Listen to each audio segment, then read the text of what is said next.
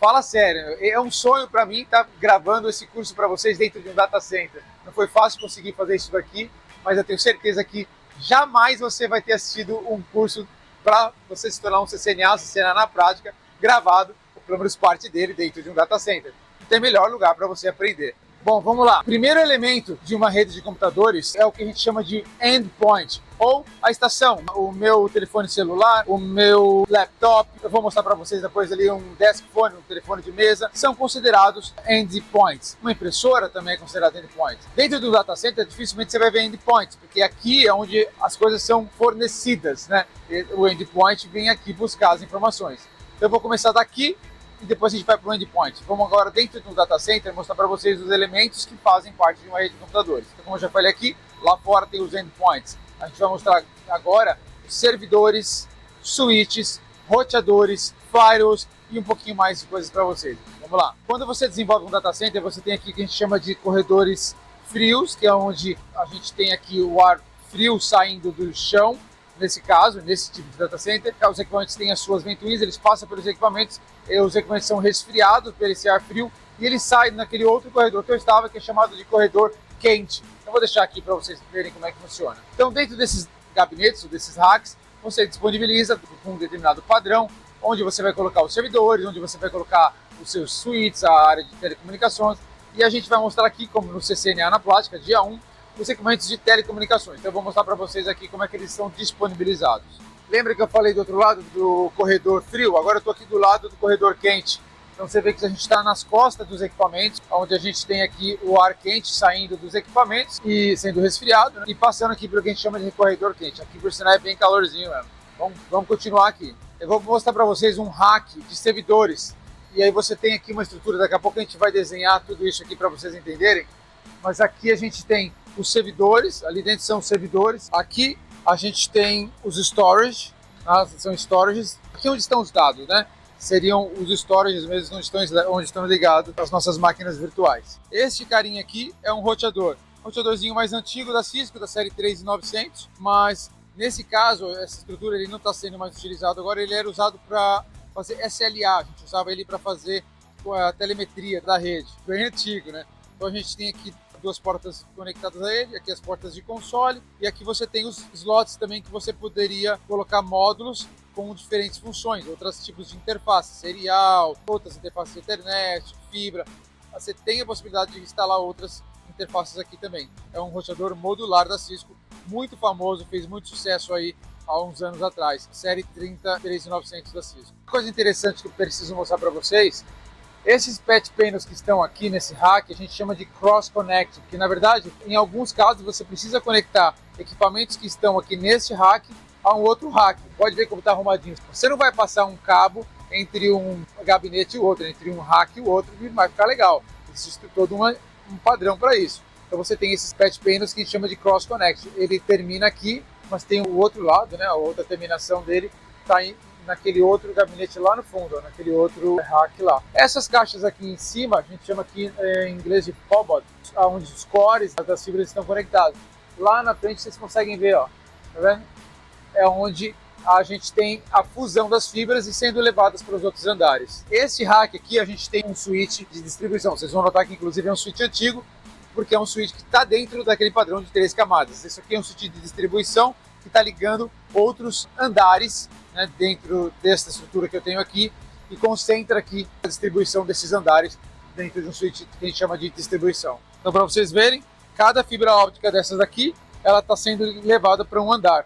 Então você tem dois equipamentos, eu tenho um equipamento desse aqui e um outro data center como esse, em outro local, aqui nessa mesma área, nesse mesmo campus, mas é que a gente tem uma fibra secundária sendo levada para cada andar diferente. Se vocês notarem, esse equipamento é um equipamento mais antigo, a gente chama de multilayer switch, a gente tem essas line cards, né? Os slots.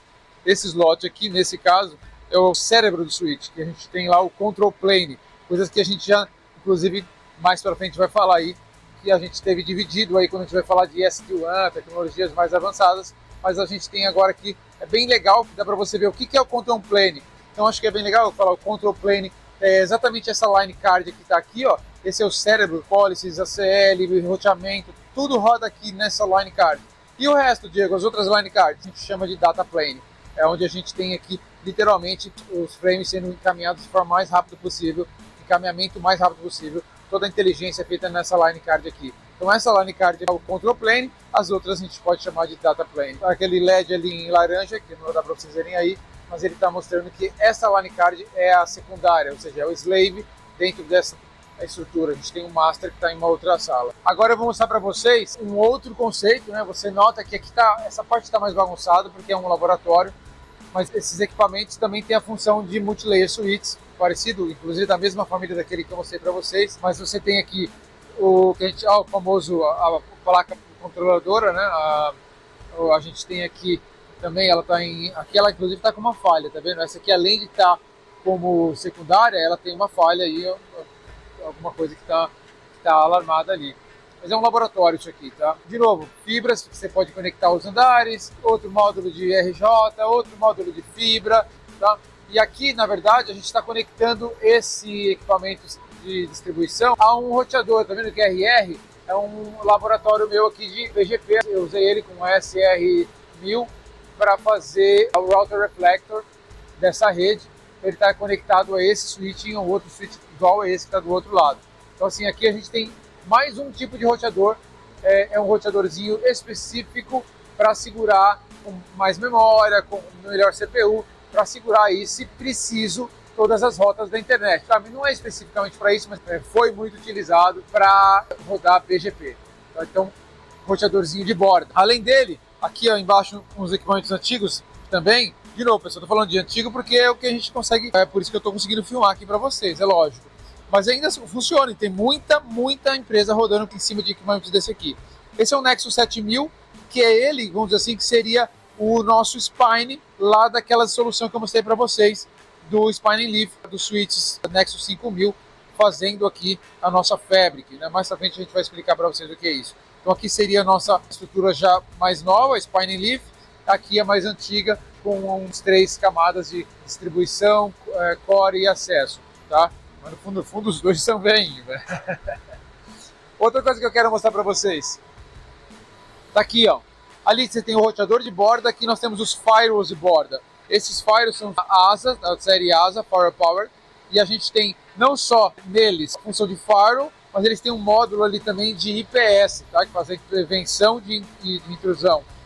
É um firewall ainda em produção, muito lugar roda ele ainda, esse aqui tá até bonitinho. Esse, na verdade, aqui faz a função de firewall de borda. Eu vou explicar depois no desenho melhor para vocês, mas é um firewall. Então aqui vocês estão vendo um firewall, e realmente um firewall, inclusive esse modelo, a gente pode falar de um firewall parrudo, segurou, aí ainda tem muita empresa rodando nele, tem uma capacidade de processamento bem alta. Aqui embaixo, esse está até desligado, é bem mais antigo, mas é um servidorzinho. Hoje a gente tem aí os Cisco ICE, mas antes dele, deixa eu ver se... esse aqui já é o ICE, eu tinha aqui um ACS. É um dos primeiros appliances do Cisco ICE. Tá? Esse aqui é um Cisco ICE que faz a função de autenticação. A gente usa ele aí basicamente nesse laboratório aqui para fazer o profiling dos usuários e também radios para o acesso, TACACs, perdão, para o acesso aos equipamentos. Tá? E também está ligado com o Active Directory, com o Active Directory, nesses servidores que estão aqui embaixo, nesse caso, aqui é um outro servidor com máquinas virtuais. Esse ICE estava ligado, se comunicando com as máquinas virtuais aqui, onde a gente tem aqui uma estrutura de Active Directory, e para fazer a autenticação dos usuários finais. E também usava o ICE para a TACACs, que vai permitir, vai dar o acesso para você aos equipamentos de rede. Para terminar, eu quero mostrar para vocês ainda, ali tem o outro ACR, tá vendo? O outro par aqui do 6500, o outro par do 7000 lá do Next. E aqui tá minhas paixões, né? 2 switchzinhos de acesso, aqui sim eu posso mostrar para vocês, esses são 2 switches de acesso da Cisco, série 3750, já fiz um vídeo sobre ele aí, numa das lives para vocês, falando de stack, como é que funciona a parte de stack, WISE. Esses 2 switches, na verdade, são logicamente um único switch. Eles estão conectando os meus access points e, na verdade, tem um controlador virtual ligado lá naquelas máquinas virtuais que controla esses access points aqui. Mais roteadorzinho da Cisco. Aqui a gente tem um FXS, uma interface para conexão com a antiga rede analógica de telefonia, que chama de Voice Gateway. A função dele, nota que é o mesmo chassi que eu mostrei para vocês lá atrás, mas aqui com uma função voltada para a parte de voz. Legal o tour, né? Muito legal.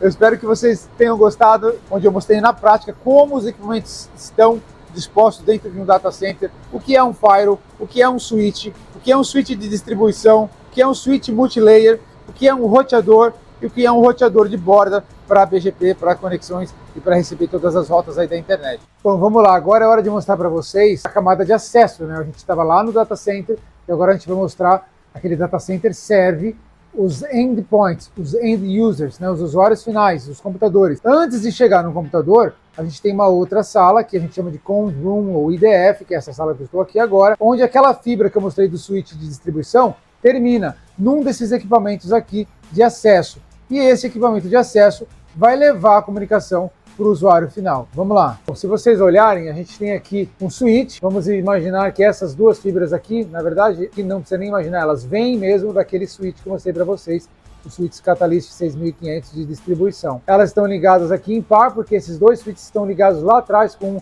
um cabinho de stack. Tá vendo lá aqueles cabinhos que passam lá no fundo?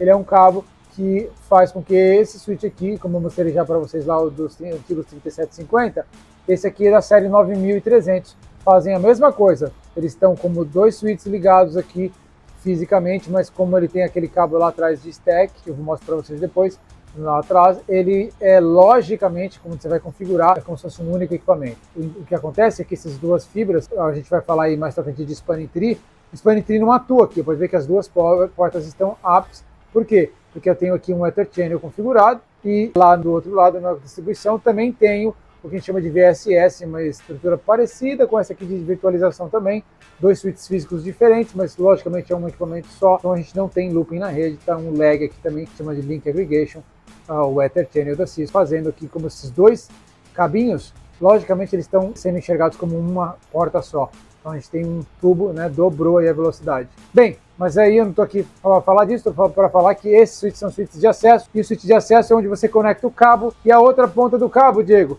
vai lá para o computador, vai para a sua impressora. Aqui eu não posso puxar um cabo daqui direto para a impressora para uma outra sala, então a gente usa os famosos patch panels. Eu tiro esse cabo daqui, eu conecto ele aqui numa dessas portas, venho aqui, por exemplo, na porta 18, né, conecto um cabo aqui, essa porta 18 vai me levar para uma sala. Lá atrás, eu vou mostrar aí para vocês já já, vai sair um daqueles cabos roxos que estão lá em cima, e aqui eu vou passar para vocês, ó.